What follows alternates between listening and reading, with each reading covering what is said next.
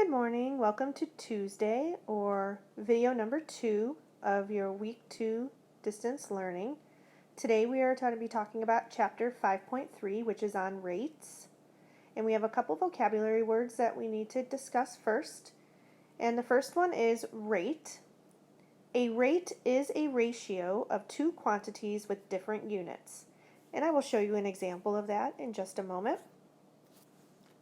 A unit rate is a rate with a denominator of 1.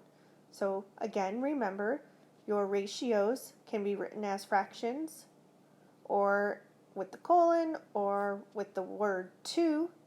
And if you are looking at unit rate, that second number, or the bottom number of the fraction, which is the denominator, is going to be 1, and that is your unit rate. So for example, say you are on a trip and you go 60 miles per 2 hours. Okay? So I have a ratio, I have two different numbers, and I have two different units. I have 60 miles per 2 hours, or I went 60 miles in 2 hours. So this right here is considered a rate. If I wanted to find the unit rate, that means my 2 hours needs to be 1 hour, which I can do that by dividing by 2. If I divide my denominator by 2, I have to divide my numerator by 2. So 60 divided by 2 would be 30 miles, and 2 divided by 2 would be 1.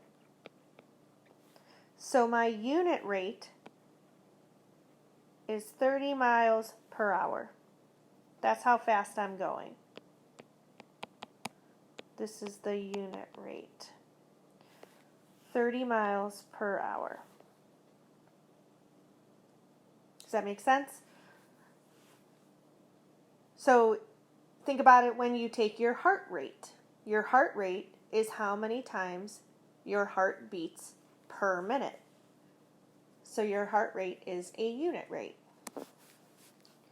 And all you are doing here is you are dividing. You must divide to go from rate to unit rate. Okay, let's do a couple practice problems so you can see how this works. So, example A, you pay $8 for 16 ounces of sliced turkey. What is the unit rate? Or in other words, what is the price per ounce?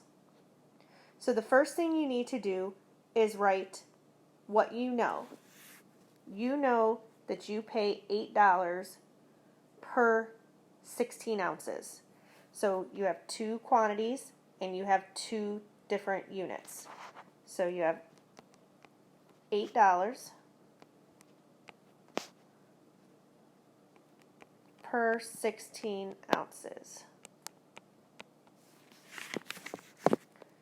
If you remember from the previous slide, finding unit rate or finding the price per ounce, you must divide. Remember, when you have a fraction, 8 over 16, that's the same thing as saying 8 divided by 16. So that's what I have to do. I have to do 8 divided by 16. Because when I'm dividing, I'm trying to make my denominator 1. If I need to make this 16 to 1, I divide it by 16, because 16 divided by 1 is 16. Whatever I do to the bottom, I have to do to the top. So then it'll be 8 divided by 16, which is what I'm showing right here. Okay, 16 does not go into 8, so I have to add my decimal and put a 0. Since I have a decimal now, remember this goes straight up. Now I'm doing 16 into 80. And 16 goes into 80 5 times. 16 times 5 is 80, so I have a 0. Now we're looking for price. We're looking for money figure. So with that being said, if I have 0.5 to make this as money, I would actually bring down another 0, and 16 goes into 0 0 times. So my price per ounce, it's 50 cents per ounce.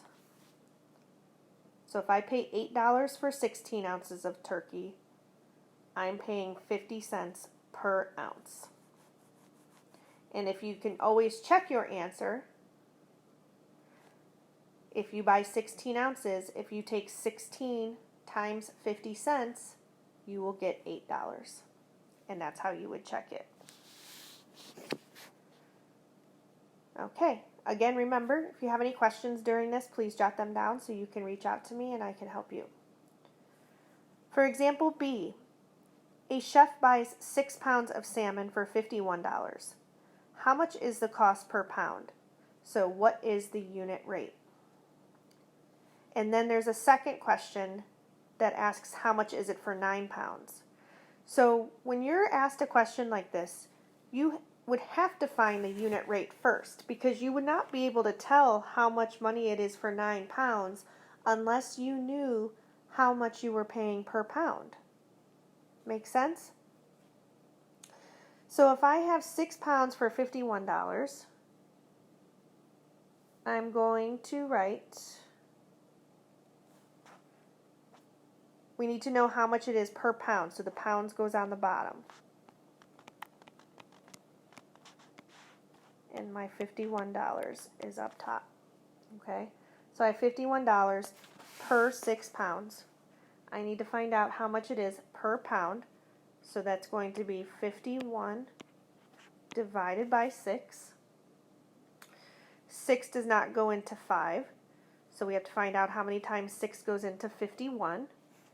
And that would be 8 times. 6 times 8 is 48. I'm left with 3. I'm not done. I need to keep going. So I need to add a 0. So I'm going to add my decimal point, bring it up. 6 goes into 35 times. Okay, remember again, this is money. So it is going to actually be $8.50 per pound. Okay, so that answers the first question. How much is the cost per pound? It is $8.50 per pound. Now that we know how much we're paying per pound, we can find out how much it's going to cost for 9 pounds. I would take my $8.50 per pound and I would multiply that by 9. All right, so $8.50 times 9. 9 times 0 is 0. 9 times 5 is 45. 9 times 8 is 72. Plus 4 is 76. Now when you're multiplying with decimals, remember the rule. You count how many decimal places you have. You have 1, 2. You have the 5, 0 are how many decimal places you have, and that's where you know where to put your decimal point. So it will cost me $76.50 for 9 pounds of salmon. Sorry, it's a little sloppy there. Okay, so for today's assignment, you will do page 208. Again, it's on the Big Ideas White app, but it is page 208 in your textbook, and it's numbers 7 to 21 odd. That's all on the slides, okay? Thank you so much, guys. Have a great day.